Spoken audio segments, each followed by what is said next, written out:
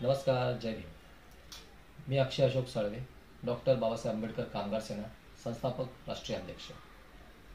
आपण नवीन कामगार कायद्यात किंवा सुधारित कामगार कायद्यासंदर्भात माहिती घेत आहोत। त्यातील पहिला जो कोड आहे, कोड ऑन वेजेस 2019, या संदर्भातील पहिला कायदा किंवा पहिला विषय आपण घेत आहोत। कर्मचारी कोणाला म्हणावे, कंत्राटदार कोणाला म्हणावे, नियोक्ता कोणाला म्हणावा। काही वेळा कर्मचाऱ्यांना माहीतच नसतं की ते कुठल्या प्रकारचे कर्मचारी आहेत आणि त्याच्यावरती कुठल्या प्रकारचे कायदे बसतात। तर त्या संदर्भातील आपण हा पूर्ण व्हिडिओ बनवणार आहोत। ह्या प्रश्नांची उत्तर आपण ह्या व्हिडिओच्या माध्यमातून त्यांना देणार आहोत। तर कोड ऑन वेजेस 2019 च्या कलम 2K प्रमाणे कंपनीसाठी पगारावर शारीरिक, तांत्रिक, कारकुनी किंवा प्रशासकीय पर्यवेक्षकीय म्हणजे सुपरवायझर किंवा व्यवस्थापकीय काम करणारी व्यक्ती म्हणजेच कर्मचारी। हे काम कुशल, निमकुशल किंवा अकुशल असू शकते। यात अप्रेंटिस कायद्यातील नेमलेले अप्रेंटिस हा कर्मचारी ठरत नाही, याची आपण नोंद घ्यावी।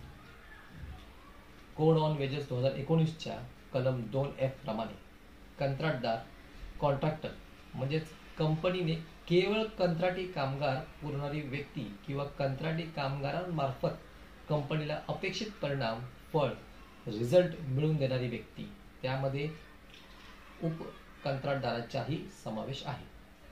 तर कंत्राटदार हा त्या कंपनीने संपूर्णपणे फक्त आणि फक्त केवळ कंत्राटी कामगार पुरवण्यासंदर्भातच नेमलेला आहे, ह्याची आपण जाणीव घ्यावी आणि या संदर्भाची माहिती घ्यावी।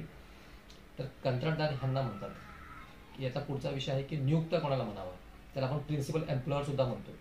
तो कोड ऑन वेजेस 2019 च्या कलम 2L प्रमाणे नियुक्त्या म्हणजेच एम्प्लॉयर हा अंतिम नियंत्रण असलेला व्यक्ती असतो, जो कंत्राटदाराची नियुक्ती तसेच कामगारांची भरती करू शकतो किंवा त्याची अंमलबजावणी त्यांच्यावरती कुठल्या प्रकारचे काही विषय मांडण्यात असतील तर तो मांडू शकतो किंवा त्यांच्यावरती त्याचं नियंत्रण असतं। असा व्यक्तीला आपण प्रिन्सिपल एम्प्लॉयर म्हणतो, म्हणजेच नियुक्त्या।